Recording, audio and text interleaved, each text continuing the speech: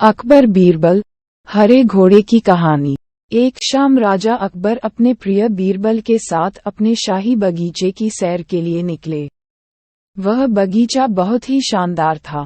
चारों ओर हरियाली ही हरियाली थी और फूलों की भीनी भीनी खुशबू वातावरण को और भी खूबसूरत बना रही थी। ऐसे में राजा को जाने क्या सूझा कि उन्होंने बीरबल से कहा, बीरबल, हमारा मन है कि इस हरे भरे बगीचे में हम हरे घोड़े में बैठकर घूमें।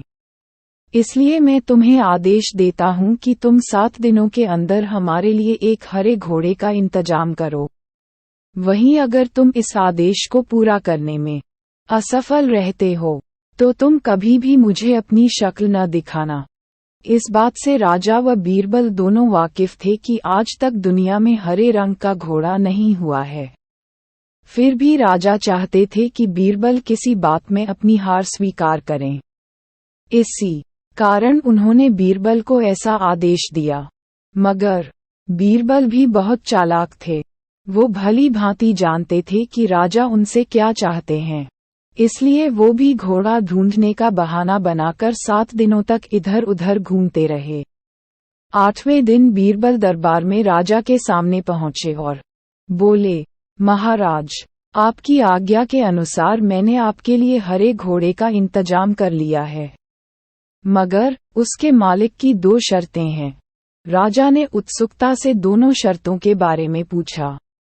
तब बीरबल ने जवाब दिया, पहली शर्त यह है कि उस हरे घोड़े को लाने के लिए आपको स्वयं जाना होगा। राजा इस शर्त के लिए तैयार हो गए। फिर उन्होंने दूसरी शर्त के बारे में पूछा।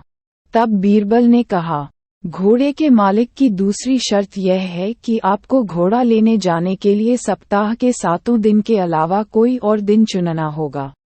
ये सुन राजा हैरानी से बीरबल की ओर देखने लगे।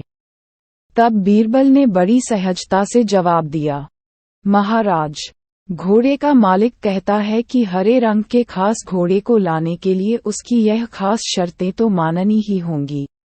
राजा अकबर बीरबल की यह चतुराई भरी बात सुनकर खुश हो गए और मान गए कि बीरबल से उसकी हार मनवाना वाकई में बहुत मुश्किल काम है।